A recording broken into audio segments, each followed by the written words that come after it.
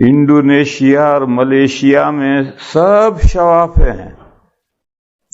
वो ये कहते हैं कि इमाम शाफी अलैहिर्रहमा के मजहब में चेहरे का पर्दा ही नहीं है।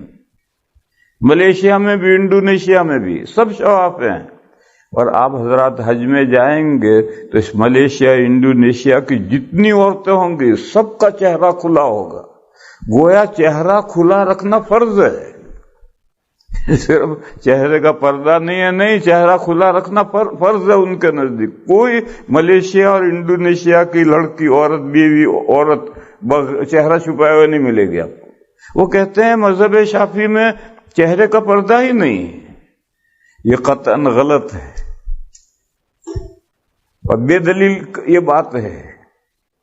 इसी तरह से मैंने ये कहा था कि मौदूदी हजरात, हजरत इमाम मौलाना मौदूदी का नाम मैंने नहीं लिया था, मौदूदी हजरात के बारे में कहा था कि दुनिया में जो एजुकेटेड मौदूदी हजरात हैं वो भी कहते चेहरे का पर्दा है नहीं। जबकि मौलाना मौदूदी की जिंदगी की सबसे पहली किताब पर्दा है, बहुत शानदार किताब है। मैंने अपनी तालिब इल्मी के जमाने में सबसे पहले ये किताब पढ़ी थी।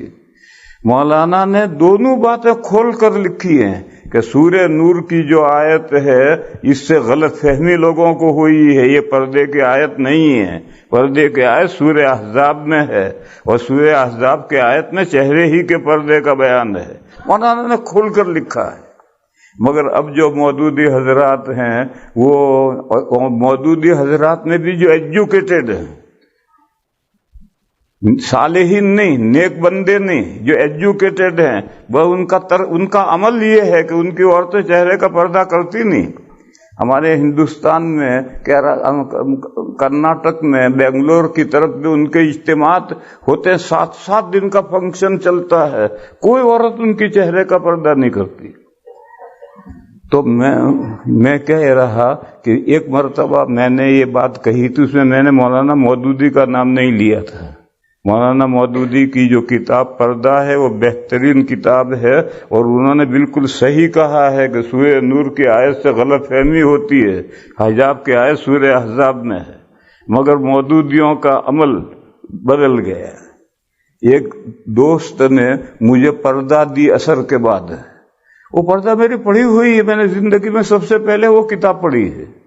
लेकिन अब आजकल के जो एजुकेटेड मौदूदी हैं वो कहाँ हैं मौलाना मौदूदी के मसलक पर।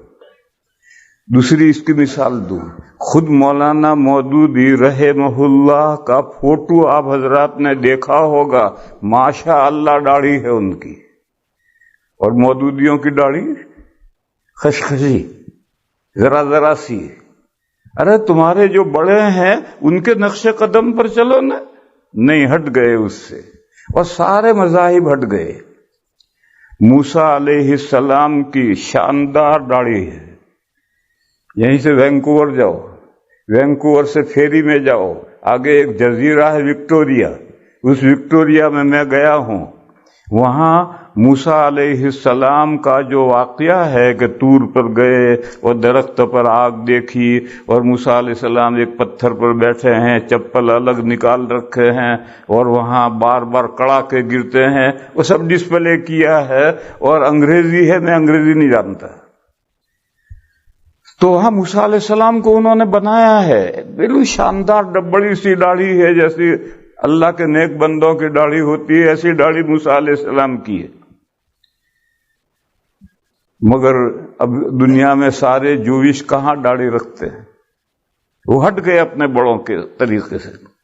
हजरत ईसा अलैहिस्सलातु वस्सलाम का स्टेच्यू ये ईसाई जगह जगह चर्चों पर बुलाते हैं खड़ा, उनकी भी बाकायदा दाढ़ी है, मगर ईसाई कहां उस पर रहे।